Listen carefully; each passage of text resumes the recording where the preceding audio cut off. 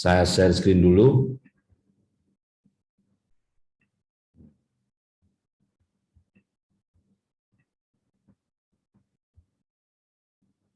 Oke, jadi materi model linearnya yaitu model analisis kovarian. Ya. Oke, apa saja bahasan analisis kovarian itu, atau analisis kovarian itu tentang apa? Ya, jadi analisis kovarian itu merupakan salah satu tipe model linear yang umum atau general linear model, di mana variabel yang mempengaruhi, jadi variabel independennya itu minimal ada, ya, selain, karena ini kan sebetulnya gabungan antara seperti model kategorial atau model rancangan percobaan dan model regresi, ya. Jadi ada minimal satu variabel bebas kategorik, yaitu yang sering disebut dengan perlakuan, dan satu variabel yang sifatnya kontinu. Nah, tentunya hal ini bermanfaat bila pengaruh perlakuan itu, ya, yang menjadi sorotan itu juga terdapat variabel kontinu. Nah, hal ini bisa saja terjadi bahwa untuk mendapatkan kondisi unit percobaan yang seseragam mungkin itu mengalami kendala. Ya. Jadi tambahan variabel bebas yang sifatnya kontinu dalam ANCOVA itu, ya, variabel ini sering disebut dengan kovarian atau kovariat, ya. Atau orang menyebutnya variabel kendali atau kontrol, ya, atau konkomitan atau confounding, ya. Jadi beberapa buku menggunakan terminologi lain. Yang jelas tujuan dari analisis kovarian ini, ya, tujuan dari analisis kovarian itu adalah mengestimasi, sama, ya, perbedaan antar kelompok atau kelompok variabel, ya, kelompok variabel bebas kategorik, atau kelompok yang dimasukkan di sini adalah perlakuan, ya. Perlakuan, karena biasanya dalam desain eksperimen atau rancangan percobaan itu yang menjadi kajian utama itu adalah kita ingin mempelajari perbedaan antar pengaruh perlakuan, ya. Tetapi dengan adanya variabel kontinu itu, pengaruh ini karena ada pengaruh kovariat itu, ya. Jadi pengaruh yang hanya tadinya dalam ANOVA itu dipengaruhi oleh perlakuan itu harus di adjust atau diselaraskan dengan adanya pengaruh kovariat. Ya, tentunya ini mengalami serangkaian pengujian apakah kovariatnya atau kovariannya ini signifikan apa tidak. Ya.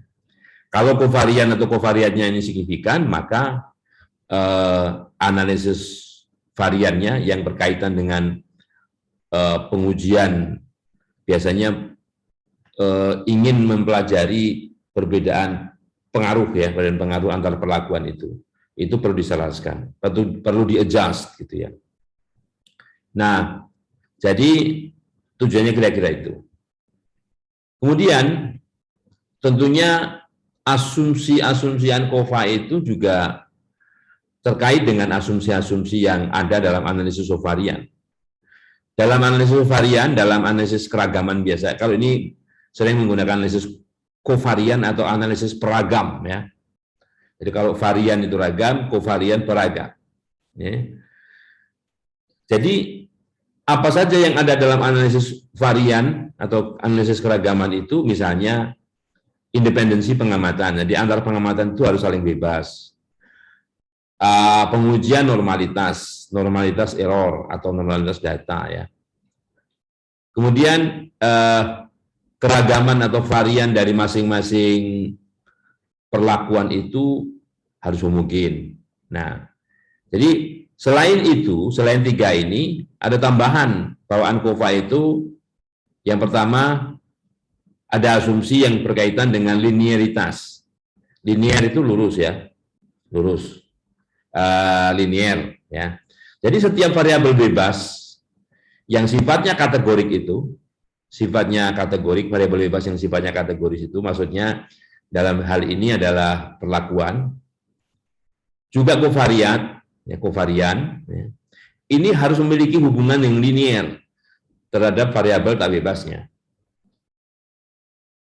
Ini anggota terakhir yang saya admit. Habis ini sudah 5 menit. Oke. Jadi jika hubungannya tidak linear, penyesuaian yang dipakai itu juga akan bias. Nah, jadi asumsinya sebagai tambahan asumsi dari apa yang ada di ANOVA itu linearitas.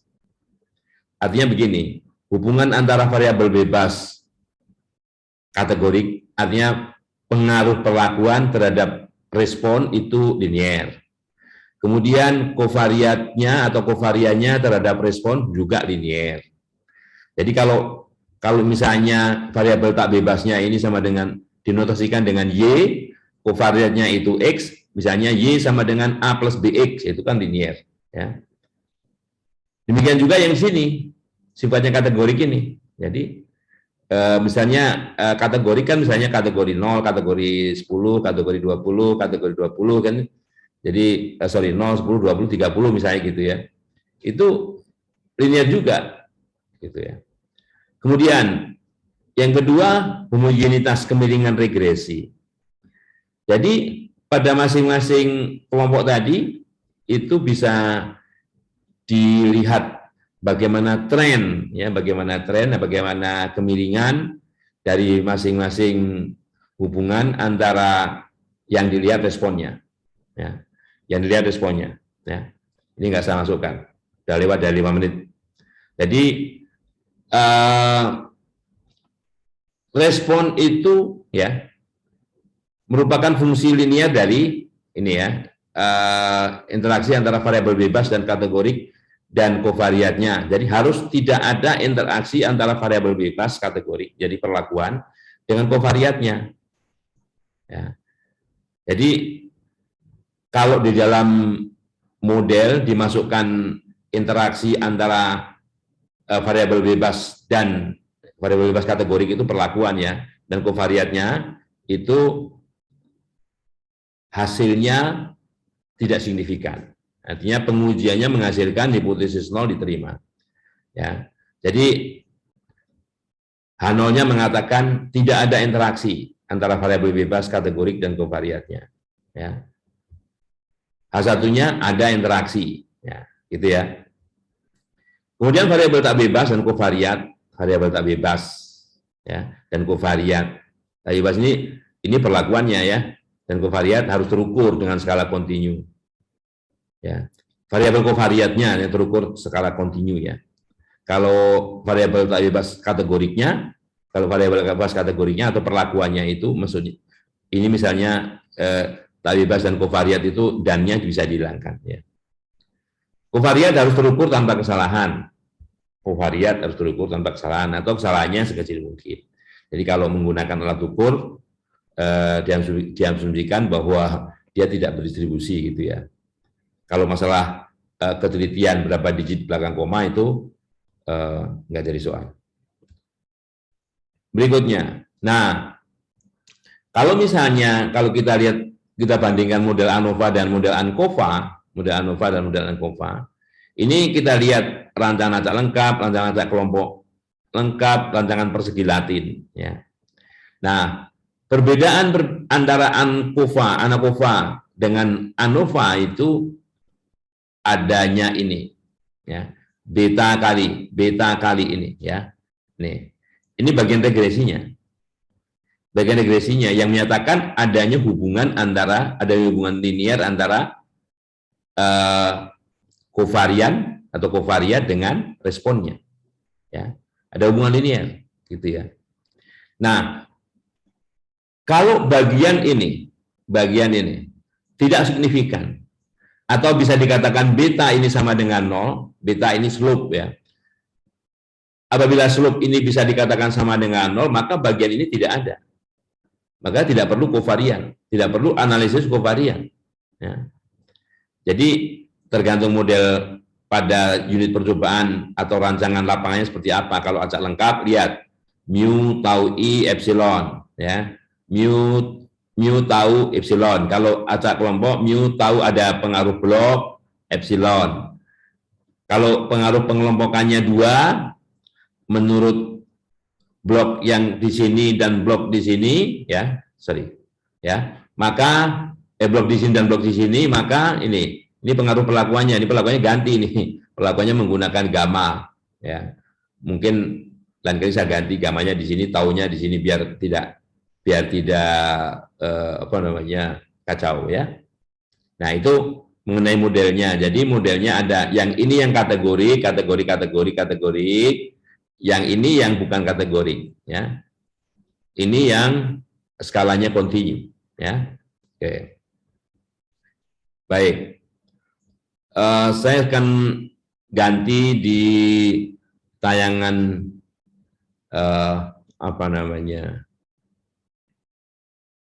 Oke, Excel, ya. Kita tayangan Excel gini.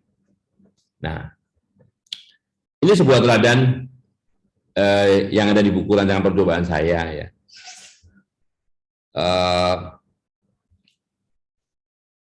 Jadi di sini ada pengaruh perlakuan pemupukan ABC, ya. Pengaruh pemupukan ABC, ya. Terhadap pertambahan tinggi, tapi untuk tanaman tahunan. Tahu tanaman tahunan, ya? Dalam bagian tanaman itu ada tanaman setahun atau tanaman semusim, yang satu kali musim itu mati gitu, ya. Misalnya padi, jagung, dan sebagainya itu semusim atau setahun. Tapi kalau tanaman tahunan, dia hidup terus, akan menghasilkan buah dan seterusnya, ya. Tanaman tahunan, termasuk tanaman hutan, ya.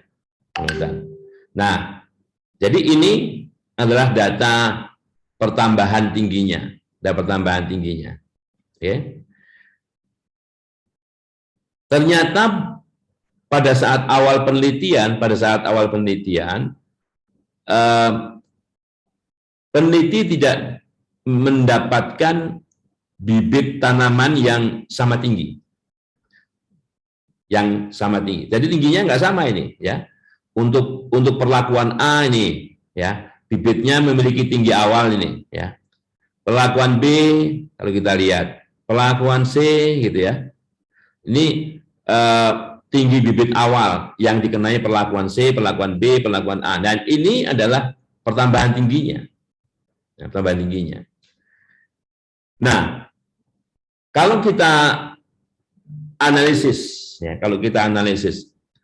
pertambahan tinggi ini, ya, tanpa melibatkan tinggi awal,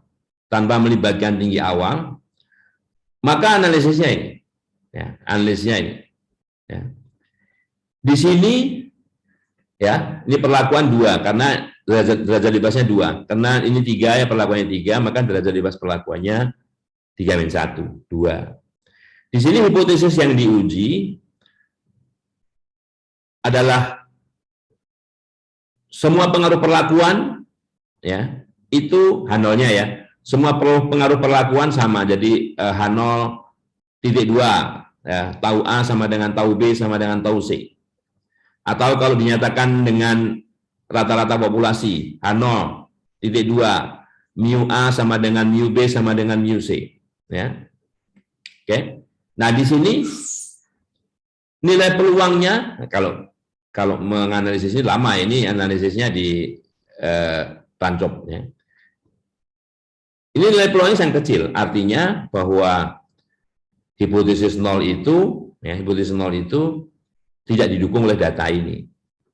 Ini menganalisis dengan mengabaikan adanya pengaruh tinggi awal ini, ya. Nah, kalau tinggi awal yang diuji, walaupun ini agak lucu, ya, mana ada pupuk, ya, pupuknya belum diaplikasikan, tapi tinggi awalnya dianalisis, ya kan? Nggak apa-apa, ini kan untuk keperluan ini, tapi ini sebetulnya lucu, sesuatu yang lucu, kan gitu. Ya. Tapi untuk keperluan adjustment, jadi gitu, ya. Nah, angka-angka ini nanti digunakan, ini kan kalau istilahnya bagian awal dalam analisis kovarian itu, tabel analisis kovarian itu ada dua bagian. Bagian A-nya seperti ini, ya. Kalau saya besarkan dikit, jadi 200. Ya. Nah, gitu ya. Nah, jadi di sini ada sumber keragamannya perlakuan dan galat. Nah, sebetulnya ini pas kebetulan karena tidak ada sumber keragaman lain, karena rancangan lapangannya acak lengkap, maka yang ada dalam sumber keragaman itu hanya perlakuan dan galat. Nah, perlakuan dan galat itu kebetulan sama dengan total, tapi nanti dalam pengujian-pengujian kalau modelnya lebih dari memiliki sumber keragaman lebih dari ini, tergantung apa yang diuji. Kalau ini perlakuan plus galat gitu ya. Nah, perlakuan plus galat. Nah, di sini ada JK dan JHK. Jumlah kuadrat dan jumlah hasil kali. XX ini kalau yang dianalisis adalah kovariannya, tinggi awalnya. Jadi ini bagian di bawah kolom XX ini sebetulnya adalah di sini. Ya. Nih ya. 254, 201, 456 ini ya. Sedangkan yang pertambahan tinggi ini itu yang YY di sini. 964, 230, 1194 nih ya. Nah, terus yang XY ini dari mana? Nah, XY ini dari mana? Jadi kalau dilihat formulanya di sini, lihat formulanya di sini ya. Kalau yang X yang menggunakan informasi ini saja ya. Kalau ini kita lihat apa namanya formulanya, nah ya, sum square perlakuan X, count total X dan sebagainya ya. Ini hanya menggunakan datanya X saja. Demikian juga yang Y di sini itu hanya menggunakan data pertambahan tinggi saja. Nah ini ya, tambahan tinggi saja. Tetapi yang di sini masalahnya bukan sum square tapi sum product. Rumusnya sama, hanya sum SQ-nya diganti sum product.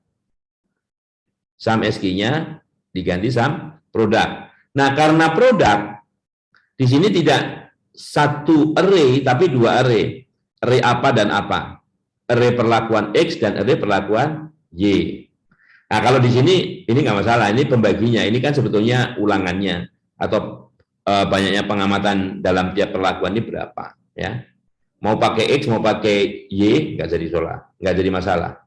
Demikian juga, yang di bawahnya hati-hati, yang di belakangnya itu sumnya total X dan total Y. Kalau count-nya mau total Y, total X sama saja, ya. Nah, demikian juga yang di sini nanti bisa dilihat sendiri, bisa dihitung ya. Khususnya kalau galat itu karena memang selisih total dengan perlakuan. Tapi yang perlakuan menggunakan formula yang analog dengan yang tadi, sum product ya. Karena yang ini X sama Y dua variabel yang berbeda. Makanya di sini sum product. Kalau X Y sum square ya. Kalau sum square ini sama, mau tergantung yang X apa yang Y ya. Oke. Kalau sum product yang di sini harus diperhatikan total X total Y, di sini juga total Y total X atau total mana yang duluan, mau X duluan Y duluan nggak masalah. Oke. Nah, kemudian ada kolom adjustment, penyesuaian. Kolom adjustment ini dari mana ngitungnya? Oke, yang biru ya, yang biru dikuadratkan dibagi yang merah. Jadi E26 kuadrat dibagi yang merah ya. Ini adjustment-nya. Demikian juga untuk kolom yang di sini di bawahnya, untuk baris yang di bawahnya ya. Baris yang di bawahnya itu juga formulanya sama ya. Oke. Nah, adjustment ini digunakan untuk di sini ya. Ini ada deviasi ya. Jadi yang YY tadi, yang 230 tadi itu galat yang tidak terkoreksi oleh kovarian. Nah, galat yang terkoreksi oleh kovarian, koreksinya ini. Jadi 230 dikurangi 204. Ini 26 ya, 25,993. Jadi jumlah kuadrat galat terkoreksi. Ya. Jadi ini kurang ini. Lihat aja nanti formulanya. Demikian juga yang total terkoreksi ini, ya, dikurangi ini, ya. Oke. Nah, setelah itu karena ini jumlah kuadrat sum square ya, jumlah kuadrat gala terkoreksi, ini kuadrat tengah gala terkoreksi juga. Nah, seperti hanya kuadrat tengah yang biasanya kuadrat tengah itu jumlah kuadrat dibagi derajat bebasnya. Karena terkoreksi, pembaginya bukan 12, tapi 12 dikurang 1. Jadi, di sini pembaginya 12 dikurang 1, ya. Oke. Oke. Nah, ini pembaginya. Oke. Nah, bagian B-nya, itu seperti tabel sumber keragaman biasa, ya. Perlakuan, galat. Sama, ini perlakuannya tetap 2, galatnya 12 kurang 1, jadi 11.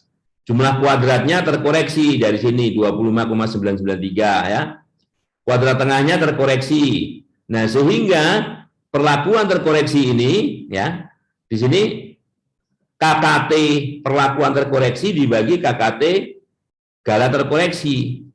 223,7 dibagi 2,4 nih ya, 94,69 yang kalau kita cari peluangnya nilainya sama dengan itu ya.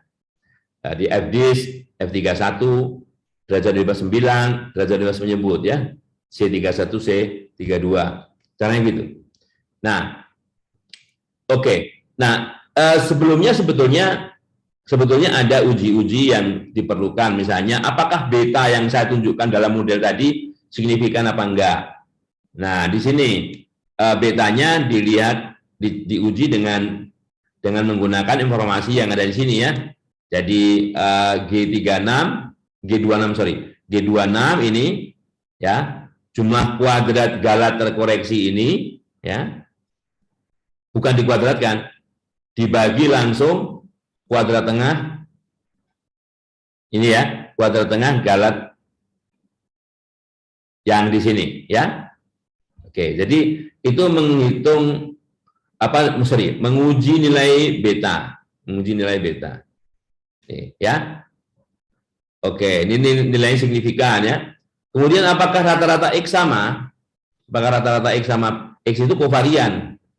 Ini dari sini.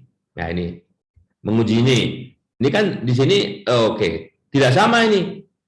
X-nya rata-ratanya tidak sama. Pengaruh. Jadi maksudnya tinggi awal dari unit percobaan yang dipakai untuk perlakuan A dengan yang dipakai perlakuan B dan yang dipakai perlakuan C tidak sama karena hasilnya di sini signifikan ya. Demikian juga ya yang di sini tentunya yang Y ya. Nah, oleh karenanya dalam uji lanjut di sini karena perlakuan terkoreksinya signifikan yang di bawah yang pakai tabel ANOVA bagian B ini signifikan ya. Maka uji selanjutnya kalau kita ingin mencari perbedaan antar perlakuan atau rata-rata perlakuan, nah kita gunakan informasi di sini. Oke, ini besarnya slope, besarnya beta, taksiran beta tadi, yaitu E26 dibagi D26 ya. E26 dibagi D26. Ya ini min 2,02 ya. Di tabel bagian A ini besarnya slope. Ini dibagi ini ya. Min 202,8 dibagi 201,6. Slope-nya min 1, min 1, ini ya. Sorry. Oke, min 1, sekian. Nah, dan tadi dikatakan bahwa slope-nya signifikan ya. Slope-nya signifikan. Oleh karenanya ini ada pengaruh ABC ya. Rata-rata akibat pengaruh ini rata-rata respon. Rata-rata respon. Ini rata-rata kovarian ya. Rata-rata kovarian perlakuan A, perlakuan B, perlakuan C. Nanti bisa lihat. Ini X bar, ini Y bar ya. Maka Y bar terkoreksinya menggunakan formula seperti ini ya. Formula seperti ini. Ya. Jadi O6 itu ini Y bar dikurangi nilai beta di sini kali X bar, ini X bar ya, X bar yang ke A dikurangi rata-rata X keseluruhan. Ya, oke. Rumusnya ini. Nah, di sini dikunci kalau nggak dikunci nanti lari, ya. Jadi ini sebagai pengurang baik yang baris kedua, ketiga, bukan hanya yang pertama saja. Oke. Jadi perbedaannya. Nah, dari sini dari perbedaannya. Adjusted rata-rata akibat perlakuannya. Rata-rata akibat perlakuan. Perlu diketahui bahwa jumlah ini sama dengan 0, ya. Jumlah ini sama dengan 0. Jumlah pengaruh perlakuan itu sama dengan 0, ya. Oke, jumlah pengaruh perlakuannya. Nah, sehingga kalau kita ingin membandingkan pengaruh perlakuan yang sudah ada adjustment, ada penyelarasan A dengan B ya ini dengan ini, ya. Dan ini selisihnya berapa? Kalau negatif dipositifkan, ya. Ini bedanya antara A dan B, ya. Makanya di sini menggunakan tanda ABS, absolut, ya. Perbedaan absolut ini berapa, ya? Oke. 6,2. Variannya dihitung dengan formula ini. Varian dari perbedaan itu dihitung dengan menggunakan formula ini, ya. E32 itu kuadrat tengah skala terkoreksi. Ini, ya. Di tabel bagian B ini kuadrat tengah skala terkoreksi E32. Oke. Oke. Nah, jadi lihat formulanya nanti. Bagaimana mendapatkannya, ya. Ini dibagi kali 2 per. Nah, kali 2 per, ya, di sini. Ini di formulanya di buku rancangan percobaan saya ada, ya. Bagian akhir dari analisis peraga. Nanti pelajari saja. Nah, kemudian T-nya, nilai T-nya. Nah, nilai T itu ya tentunya nilai beda ini berapa dibagi standar deviasi, ya, bagi standar deviasi di sini, ya. Oke. Itu statistik T. Jadi di sini berapa, yang biru ini dibagi akar dari yang merah, statistik T. Nah, ini nilai signifikansinya, nilai peluangnya. Nilai peluangnya berapa? Ingat, statistik yang digunakan T. Jadi untuk mencari peluangnya pakai T-DISC. T-DISC berapa di sini? C32. Nah, C32 itu yang mana C32? Nah, C32 itu di sini. Oh, itu derajat bebas skala terkoreksi, ya. Derajat bebas skala terkoreksi. Oke.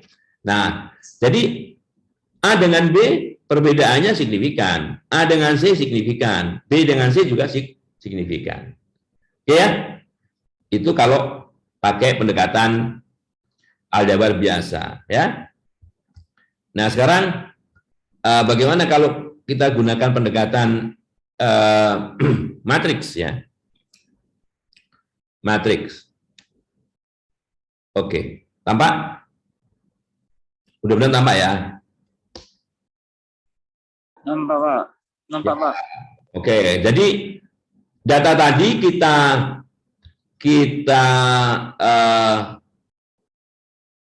apa namanya? Nah, kita sesuaikan formatnya untuk pengolahan matriks. Nah, untuk pengolahan matriks. Ini datanya sama, di sini kovarian, di sini respon. Ini Y-nya, ini X-nya, ini Y-nya, ya. Ini artinya kan sesuai dengan model tadi. Ini Y39 kan gitu kan, 39 itu sama dengan mu, ya, kali tau A, ini pengaruh A, ya. Tau A ditambah beta kali kan gitu kan. 20 ini dikurang rata-rata keseluruhan ini ditambah error kan gitu. Jadi komponennya begini. Jadi kalau saya tanya matriks rancangannya, ya matriks rancangannya yang 1, 2, 3, 4, 5 kolom ini matriks rancangannya. Ini bukan matriks rancangan, ini respon, ya. Matriks rancangan itu sampai sini. Nah, gini, ya. Nah, tetapi matriks rancangan ini ranknya tidak penuh, tidak 5, ya. Tidak 5. Nah, jadi kita menggunakan cara untuk mencari sumber-sumber jumlah kuadrat, derajat bebas dan sebagainya itu menggunakan partisi matriks. Kita partisi. Yang kuning ini saja namanya Ya, yang kuning saja namanya mat X mu. Matrix X mu. Ini X mu ya. X itu rancangan. Ini matriks rancangan tau untuk perlakuan yang biru. Sedang yang ini, yang kuning, oranye ini matriks saya namakan kovarian saja. Dan ini saya namakan respon saja ya, respon saja. Nah, untuk mencari derajat bebas, kita gunakan trace, ya kan? Gunakan trace. Nanti mencari trace-nya. Untuk mencari jumlah kuadrat, kita gunakan perkalian dengan sama trace yang kita gunakan, trace yang kita cari untuk mencari derajat bebas itu, dan perhitungan jumlah kuadrat itu menggunakan apa yang disebut dengan matriks proyeksi. Matriks proyeksi ini sementara subskripnya jangan dilihat. Itu bentuknya sama dengan M itu proyeksi ya, atau kalau di notasi sebelumnya saya gunakan P gitu. Itu X kali X transpose X, nilainya berapa diinverskan kali X transpose. Oke ya? Nah, sekarang untuk yang mu ini matriksnya berukuran 15 kali 1 ya, 15 kali 1. Maka ini 15 kali 1 ya. Ini 15 kali 1 nih. Ini 1 kali 15 kan transposnya.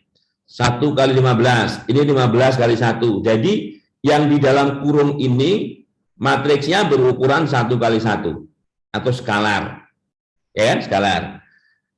Kalau dicari X transpose X itu nilainya 15. Maaf, Prof. Ya. Maaf, Prof. Itu masih di Excel tadi, Prof. Gimana? Tampilannya tadi masih di Excel, sekarang udah ganti. Di Excel? Udah? Ya, sudah. Oke. Tadi belum ganti ini ya? Oke, jadi ini matriks rancangannya, sekali lagi ya, matriks rancangan itu ini matriks rancangan ya, matriks rancangan. Nah, karena Excel itu tidak bisa menganalisis generalized inverse, ya kita caranya menggunakan partisi. Kita partisi, yang kuning ini namanya mat X mu atau matriks rancangan mu, ini matriks rancangan perlakuan atau tau, ini vektor namanya kovarian, ini vektor respon atau Y-nya ya. Oke. Bentuk umum dari matriks proyeksi itu X transpose X, hasilnya diinverskan dikalikan X transpose. Sekarang mat X mu berukuran 15 kali 1. Jadi ini 15 kali 1, ini 1 kali 15, ini 15 kali 1. Yang dalam tanda kurung ini berarti 1 kali 1. Ukurannya atau skalar. Ukuran matriksnya ya. Nah, kalau dihitung ini nilainya 15. 15 diinverskan ya 1/15. Jadi ini 1/15. Oke. Sehingga ini skalar bisa di depannya di sini. Ini 15 kali 1, ini 1 kali 15. Berarti hasil X transpose adalah 15 kali 15. Yang semuanya nilainya 1. Ya. Karena semua nilai 1 ini dikalikan 1/15, jadi ini 1/15 semua ini ya. Ini karena desimal 1/15 itu sama dengan 0,067 ya. Ini 1/15. Oke? Oke ya. Jadi ini 1/15 semua. Atau kalau mau disingkat, ini 1/15 kali matriks J. Matriks J itu adalah matriks berukuran N kali N yang nilainya semuanya di sini elemennya 1 ya. Kalau identitas kan yang 1 hanya diagonal saja, yang lain 0 ya. Oke. Kemudian matriks M tau, matriks proyeksi tau ini, lihat X taunya yang biru ini. Yang biru itu ya. Nah, yang biru itu ini 15 kali 3 kali 15, sorry. Ini 3 kali 15, ini 3 kali 15, ya kan? 3 kali 15, 3 kali 15. Nah, hasil matriksnya 3 kali 15, 15 kali 3. Hasil matriksnya 3 kali 3. 3 kali 3 nilainya ini matriks diagonal nih ya. 5 5 5. 5 itu dari sini. Kalau nggak percaya nanti dihitung sendiri ya. 5 5 5. Nah, jadi itu. Nah, diseperkan inverse-nya itu. Jadi 1/5, 1/5, 1/5. Jadi ini adalah matriks 3 kali 3, matriks diagonal yang nilainya 1/5, 1/5, 1/5. Nah, ingat, ini matriks apa? 15 kali 3. 15 kali 3, 3 kali 3, 3 kali 15. Hasilnya tetap matriks 15 kali 15. Yang mana kalau kita evaluasi di sini, ini ada blok diagonal, lihat. Ini semuanya 1/5. Ya, 1/5. Ini 1/5. Ya. Dan ini 1/5 juga. Di sini juga 1/5 ya. Nah, itu masuk blok diagonal. Ya. Oke.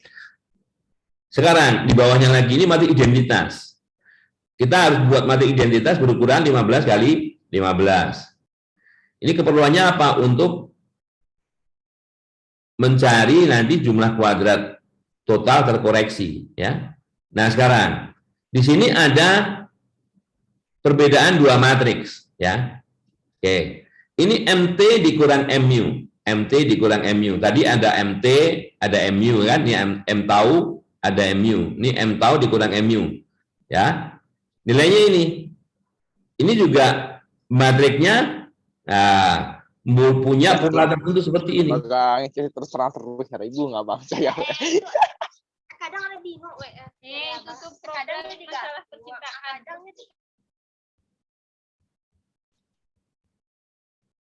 Oke, nah, sudah saya bilang, matikan ya, apa namanya, make. Jadi saya remove. Oke, saya lanjutkan. Ya, jadi gini ya. Nah, ini MT, M tau dikurang MU. Ini I dikurang MT, M tau, sorry. I dikurang M tau. Ini bentuknya, ya. Bentuknya seperti ini. Ini blok diagonal di mana di sini di ukuran 5 kali 5 ini bentuknya seperti ini, ya. Ya. Oke. Jadi ini semua kalau ini sudah ini selisih dari dua matriks proyeksi ya. Nah, yang I dikurang MU ini digunakan untuk mencari jumlah kuadrat total terkoreksi. Nah, ini pengoreksinya. Rata-ratain pengoreksinya ini total terkoreksi ya. Oke. Nah, sedangkan yang tau M tau dikurang MU ini digunakan untuk mencari jumlah kuadrat perlakuan terkoreksi. Makanya derajat bebas dari perlakuan itu banyaknya level perlakuan itu dikurang 1, gitu ya. Nah, jadi kita lihat secara manual juga bisa kita lihat di sini, ya. Misalnya ini berapa, ya? 0,133 itu berapa, ya? Dikalikan 1, 2, 3, 4, 5, 6, 7, 8, 9, 10, ada 15 kan? Coba. Ya. Jadi itu berapa tadi? Ya. 0,133 ya. Kalau kita kalikan sini aja lah ya. Kali 15. Itu trace-nya ya, ini trace. Jadi karena semua ini sama di diagonal itu 0,133, saya kalikan 15. 2. Merupakan derajat bebas dari perlakuan. Dari derajat bebas perlakuan. Nah, dengan cara yang sama, ini kalau komanya dihilangin juga bisa nih, ya. Komanya dihilangin, ya. Oke, saya kopikan, ya. Taruh di sini, di tempatnya yang relatif sama di sini, ya. Nah, sini. Ini derajat bebas I dikurang MT itu derajat bebas dari skala 12, ya. Derajat bebas Galat 12. Ini Galat yang belum terkoreksi, yang 11 tadi, kan? Derajat bebas total, ya di sini kopikan aja. 14 kan? Karena apa? 0,933 kali 15. Ya gitu. Baik ya, ini 14 per 15 ya. Kemudian ini 12 per 15 kan gitu kan. Nah, itu derajat bebas. Sedangkan apa namanya jumlah kuadrat, oke. Lihat dulu ya. Lihat dulu di sini blok ini, dan kalau ini saya sorot array di sini ya. Array di sini namanya nih ya. Namanya matriks proyeksi perlakuan terkoreksi ya. Itu M tau dikurang MU. Kalau di sini ya, di sini matriks proyeksi Galat I dikurang MT ya. Kalau I dikurang MU, ini dikurang MU nih. Matriks proyeksi total ya. Oke. Nah, untuk itu di dalam mencari jumlah-jumlah kuadrat yang di sini, lihat nih, ya. Kita tidak menggunakan formula yang seperti tayangan pertama tadi, tapi menggunakan notasi matriks, ya, notasi matriks. Nanti bisa dipelajari, ya. Kalau kita bicara kovarian di bawah X ini, yang kita transposkan kovarian, ya. Di sini perlakuan, jadi mat pro perlak terkoreksi, ya. Mat pro perlak terkoreksi, kovarian. Jadi ini bentuk kuadratik. Jadi ini kan seperti X transpos kali M tau dikurang MU kali X, ya. Itu bentuk kuadratik, makanya namanya jumlah kuadrat. Jumlah kuadrat, ya. Demikian juga kalau yang di sini, ya. Kalau yang di sini diganti kovarian tadi diganti dengan respon, ya. Nah, jadi bentuknya sama, mat pro perlak terkoreksi. Di depannya respon transpos, ya, Y transpos kali M tau dikurang MU kurung tutup kali Y, bentuk kuadratik, jumlah kuadrat, ya kan? Nah, sedang yang di sini, nah, ini hasil kali, ya. Kenapa hasil kali bukan kuadrat? Ya karena di depan dan belakang beda. Di sini kovarian, jadi ini X transpos kali matriks M tau dikurang MU kali Y. Boleh dibalik. Respon di sini, kovarian di sini boleh, hasilnya tetap sama, ya. Min 371, ya. Oke. Jadi pada tahapan tampilan layar ini, ya, saya hanya sampai di sini karena perhitungan selanjutnya sama, ya. Perhitungan selanjutnya sama seperti tadi, ya. Keperluan-keperluannya. Oke. Nah, kemudian, ya, ini yang akan saya tambahkan adalah bagaimana kalau menggunakan R. Ya. Saya tidak admit karena Anda tidak memperhatikan peraturan. Oke, ya, ini R.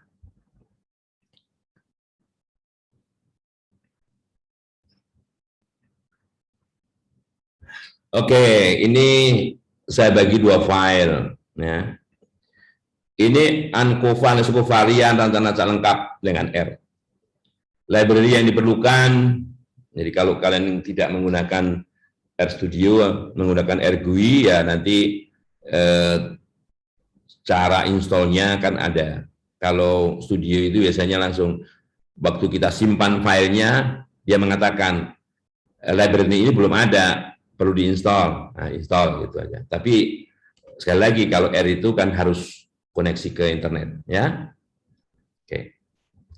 Lihat library tidyverse pertama, kemudian tahap awal itu adalah kita membaca data. Nah ini kebetulan datanya ada di website saya, ya, website saya. Jadi kalau misalnya kalian ketikkan sigitnugroho.id Crowley data sampai di sini saja, nanti muncul data-data banyak. data-data yang bisa berkaitan dengan materi pembelajaran, tapi juga beberapa materi pembelajaran juga belum saya upload di sana, saya lupa ya. Jadi ini filenya dari sana, ancovaral.txt ya. Nanti bisa diunduh dulu, diletakkan di drive demo atau C terserah. Oke, tapi tentunya dengan merubah di sini HTTP. Oke. Jadi sini membaca data di drive saya, kalau mau lihat datanya apa itu, oh datanya ini. Sama seperti yang tadi. Pupuk, tinggi awal, pertumbuhan. Cuman cara mengentry-nya tentunya berbeda ya. Cara mengentry-nya. Jadi kalian bisa bikin sendiri sih, dengan Excel ya, dengan Excel 3 kolom, pupuk, tinggi awal. Nah, karena ini 2 kata, jangan ada spasi. Kalau mau maksudnya tetap 2 kata, tinggi awal garis bawah, tinggi garis bawah awal gitu ya, tumbuhan. Nah, kemudian save-nya bisa CSV, bisa TXT. Kalau saya nyarankan TXT, ya. Oke, dan di sini kita mau tahu, sebetulnya udah tahu juga sih pupuk, tinggi awal, pertumbuhan ini biasanya pakai names begini ini kalau datanya sangat banyak. Oke, kita mau tahu nama variabelnya itu apa saja. Jadi oke, pupuk, tinggi awal, pertumbuhan, gitu ya.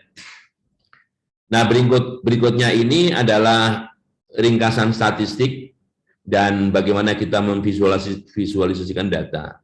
Library yang diperlukan R-statics ya.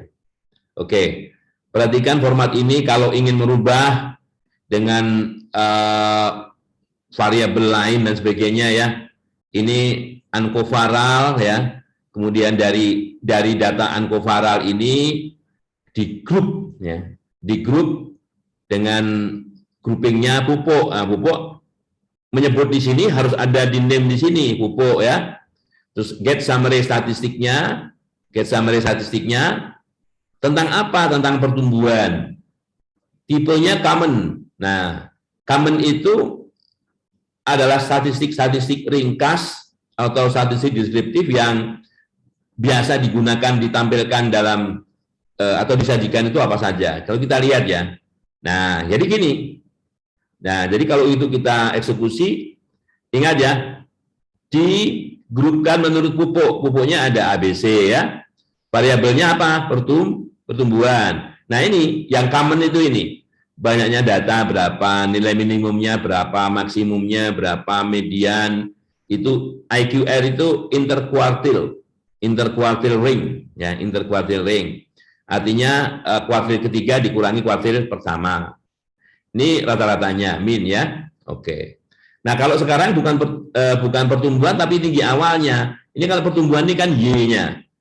Ini statistik Y akibat A ya, akibat pupuk, mau A, B, C ya. Nah, sekarang yang dilihat adalah tinggi awal.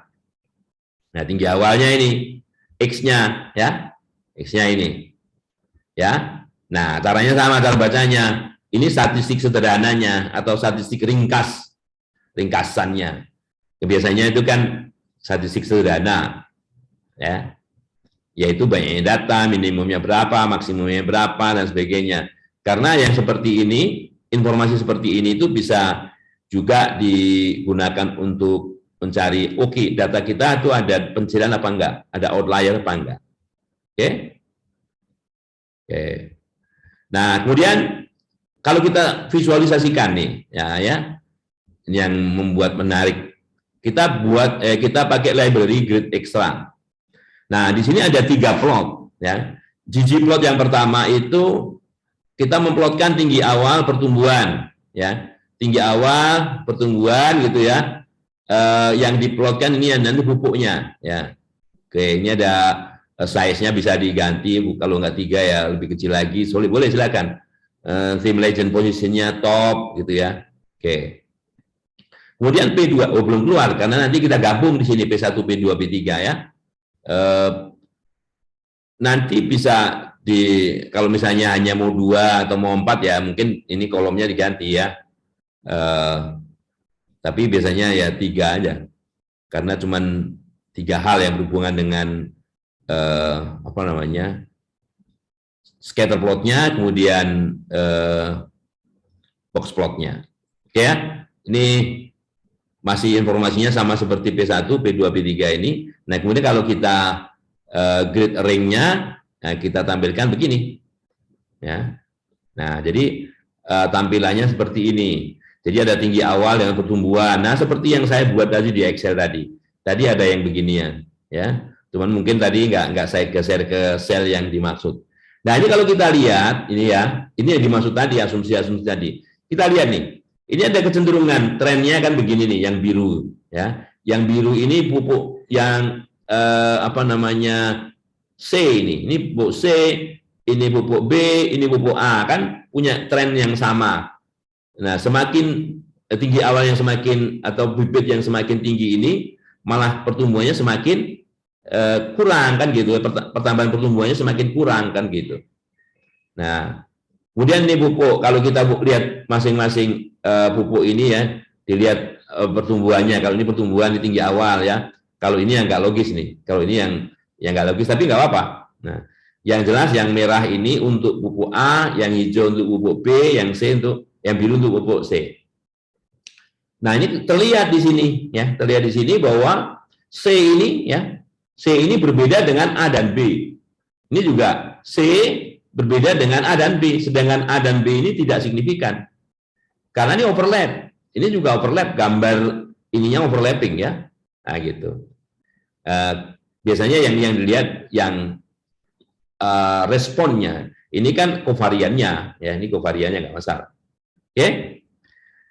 Nah, tentunya sebelum ini masih deskriptif ya, masih deskriptif itu bisa statistik sederhana, bisa lewat gambar-gambar seperti ini.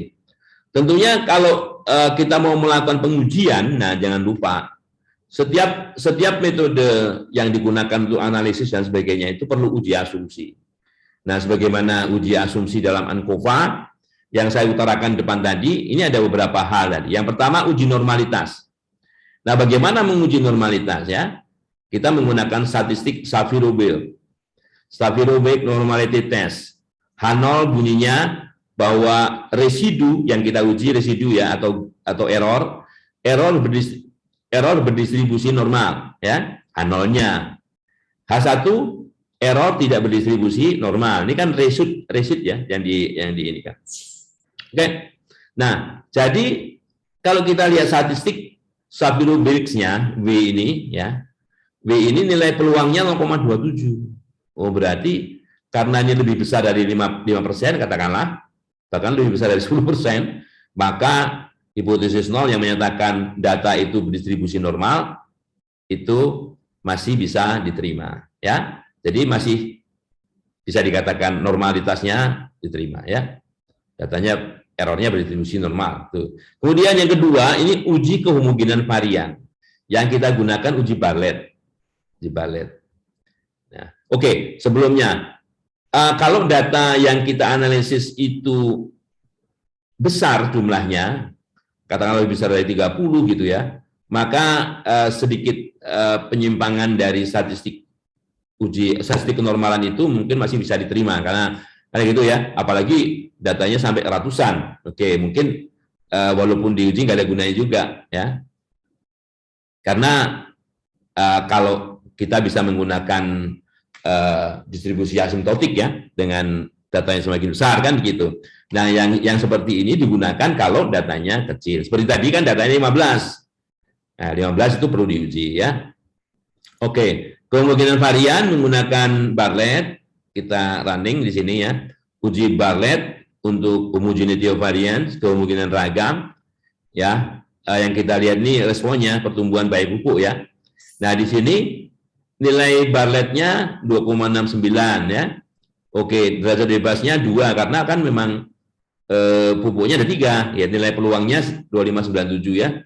2597. Oke. Nah, nilai ini sekali lagi lebih besar daripada taraf nyata pengujian 5%. Ya. Jadi kalau misalnya up 10% apalagi ya. Jadi H0 mengatakan H0-nya ini kan ragamnya homogen. Jadi ragam dari pengaruh pertumbuhan pengaruh pupuk terhadap pertumbuhan ini, pengaruh pupuk terhadap pertumbuhan itu homogen ya. Yang H1-nya tidak homogen. Ini H0 diterima.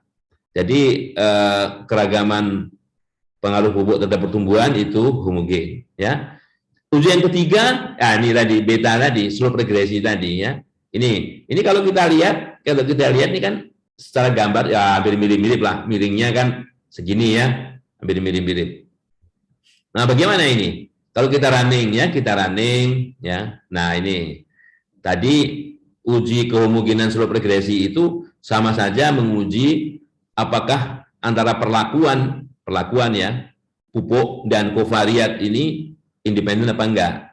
Jadi kita taruh modelnya di sini pupuk ya dan tinggi awal ya, pupuk dan tinggi awal ya. Oh, di sini nilai peluangnya 0,60. Artinya interaksi antara pupuk dan tinggi awal ini tidak signifikan. Nah, ya ini yang kita cari, yang tidak signifikan kan ini independensi. Kalau misalnya dia signifikan, nah berarti ada pengaruh ini ya. Ada pengaruh interaksi. Oke, jadi cara naruhnya begini. Pupuk bintang tinggi awal gitu ya. Nih, ini responnya, ini perlakuannya, ini kovariatnya kan gitu. Dan yang terakhir uji linearitas. Uji linearitas apakah ini ya. Nah, ini linear hubungannya ya. Linear ya, pertumbuhan. Ini pertumbuhan di tinggi awal ya. Oke. Bisa dikatakan linear ya. Oke. Oke, sekarang baru anakovanya. Cuman anakovanya tampilannya tidak seperti apa yang saya sampaikan dan yang ada di buku saya atau buku-buku tempat lain. Ada tabel A dan tabel B ya. Jadi anovanya begini. Nah, ini cara bacanya nih. Ini ANOVA tabel ya. Nah, ANOVA ini menggunakan istilahnya pengujian tipe 3 ya. Ini cara bacanya nih. Ini interceptnya, ini tinggi awal, ini pemupukan. Ini kovarian ya, ini kovarian, ini perlakuannya. Nah, SSN ini sum square. Sum square, N itu numerator, pembilang. D itu denominator itu penyebut. Jadi ini pembilang penyebut. Ini derajat bebas pembilang, derajat bebas penyebut gitu ya. Ini nilai F-nya, ini peluangnya. Jadi nilai F ini 1275 dibagi 25 nilainya 539 itu ya. 539. Oke? Benar nggak 539? Nah, gitu ya. Oke. Kok banyak banget nih. Oh, ini jumlah, bukan. Jadi ini F ini jumlah kuadrat dibagi derajat bebas dulu gitu ya. 12575 dibagi 1 kan tetap aja dibagi 25,99 dibagi 11 dulu. Karena F itu kan rasio kuadrat tengah. Ini jumlah kuadrat gitu ya. Jadi jangan sampai kok enggak match, padahal 1000 aja kan cuma 40 kali 25 gitu kan. Berarti ini bukan 1000, 25. Jadi pembaginya, pembilangnya 1275,55 dibagi 1, penyebutnya 25,99 dibagi 11. Semua penyebutnya 25,99 dibagi 11. Oke? Nah, ini signifikan semua. Signifikan semua. Ini E pangkat min 10, E10 pangkat min 10, 10 pangkat min 6, ya. Nah, jadi ini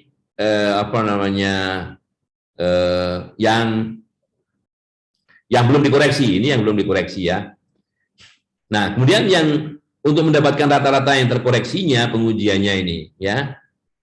Ini ada adjustment-nya dan kita lanjutkan dulu sebelum pengujian. Nah, ini ya, ini tinggi awal ya. Sorry. Ini pemupukan ABC.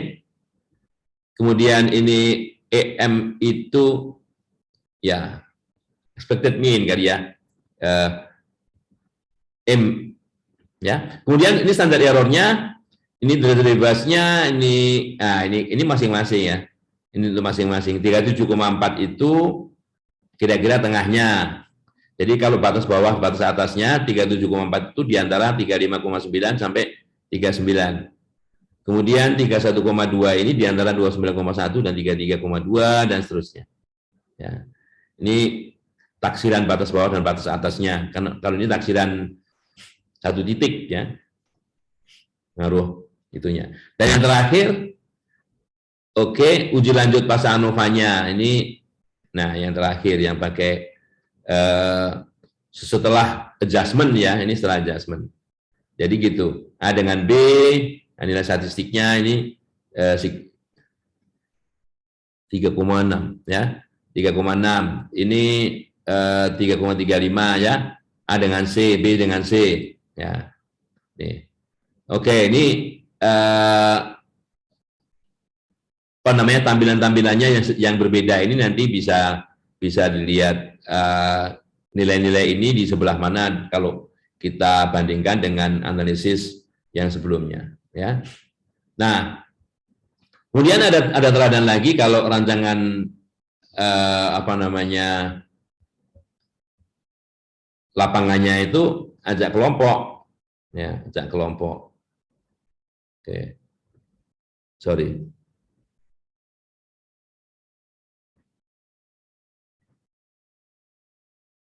Kelihatan ya? Ya, mudah-mudahan kelihatan.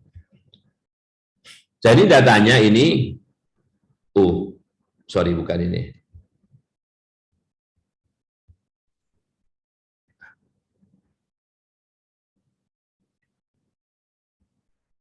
Saya stop share dulu, ganti ini ya. Oke, nah ini rancangan lapangannya acak kelompok lengkap. Acak kelompok lengkap tadi, acak lengkap ya. Kalau di sini acak kelompok lengkap. Nah, ini yang abu-abu adalah konstanta, pengaruh konstanta. Yang biru ini pengaruh perlakuan. Jadi perlakuannya ada berapa kolom? 1, 2, 3, 4. Masing-masing diulang 5 kali ya, ulangan 5 kali. Kemudian ini namanya perlakuan ya. Kemudian di sini bloknya ada 5 ya. Kalau perlakuannya ada 4, bloknya ada 5 ya. Oke. Nah, ini kovariannya, dan ini adalah hasil respon. Jadi ini kira-kira tetap ada di buku Rancop ya.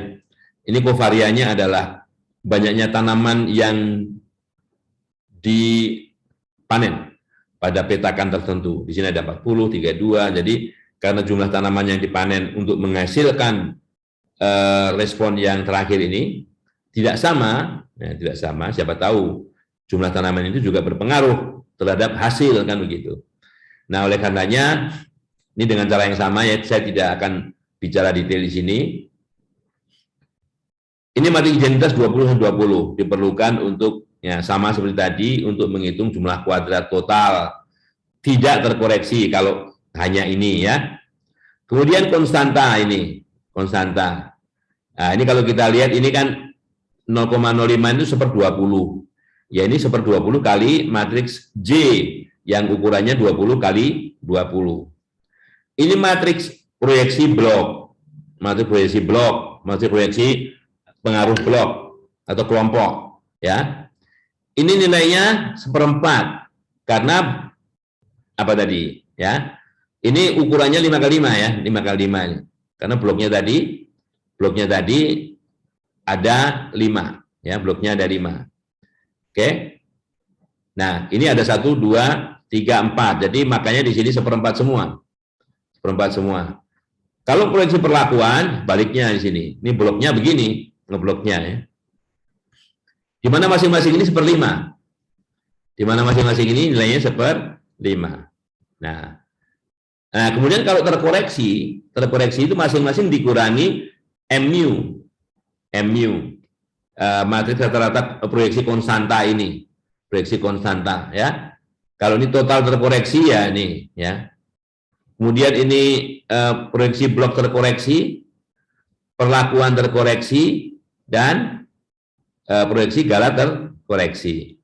Nah, tentunya itu digunakan untuk menghitung jumlah-jumlah kuadrat, ya, jumlah-jumlah kuadrat yang ada di sini, jumlah hasil kali dan jumlah kuadrat, baik untuk kovarian.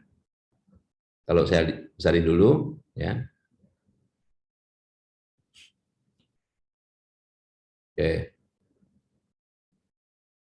Sorry, besarin 200, ya. Jadi untuk formula-formula yang di sini itu udah menggunakan perkalian matriks, ya.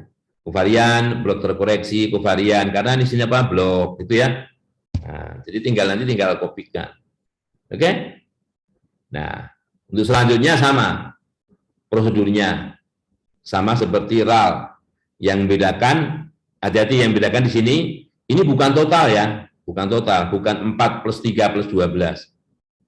Tapi P plus G, karena yang kita uji hanya perlakuan, ya, perlakuan plus galat, ya, hati-hati. Makanya yang RAL tadi kebetulan P plus G-nya sama dengan total karena nggak ada blok, gitu ya. Oke, ini Excel-nya, kemudian R-nya saya coba sampaikan di sini R-nya RAKL ya. Oke. Nah, ini sama persis. Oke, saya hapus dulu hasil olahan di sini, saya hapus dulu semua. Oke. Hapus. Itu ya, jadi kita running library tadi first ya. Hanya ini datanya juga mirip, datanya juga ada di tempat saya di tadi Ankova RAL, ini RAKL TXT ya. Datanya beda, datanya seperti apa? Datanya seperti yang barusan kita buat. Nah, awalnya saya gunakan di sini blok itu angka biasa, angka Romawi ya. Sorry, angka Arab 1 2 3 yang kita biasakan ya, kita biasa pakai. Kemudian varietas juga gitu, 1 2 3. Ternyata kalau seperti itu salah hasilnya.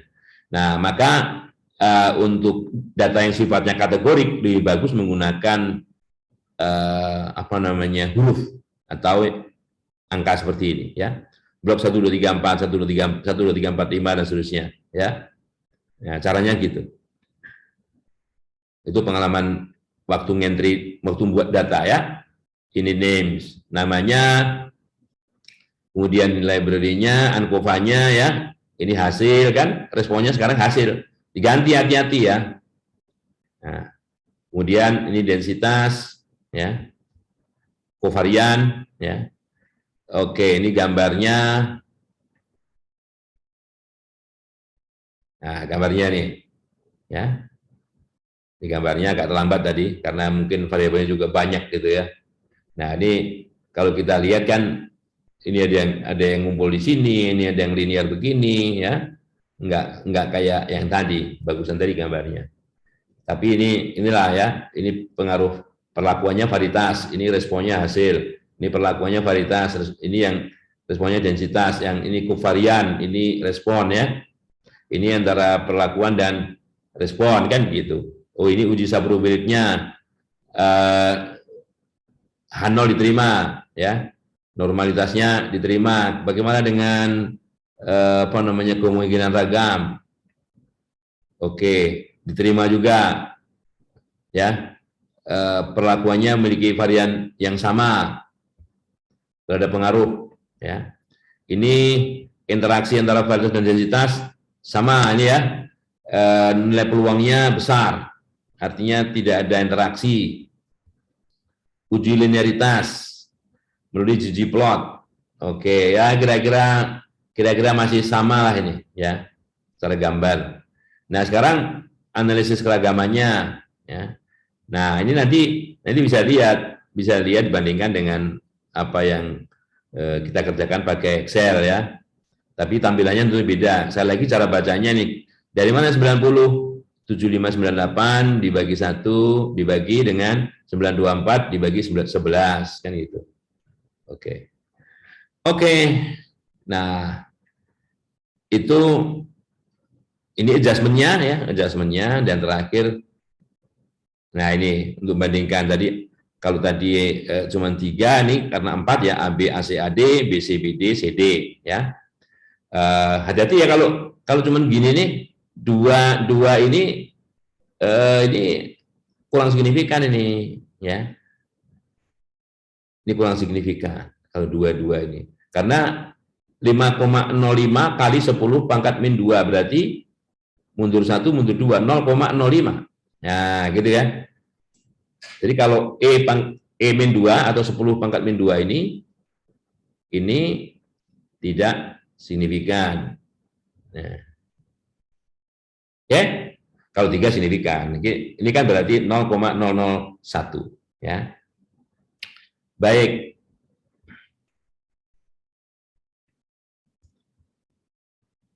Mungkin itu ya yang bisa saya sampaikan materi hari ini.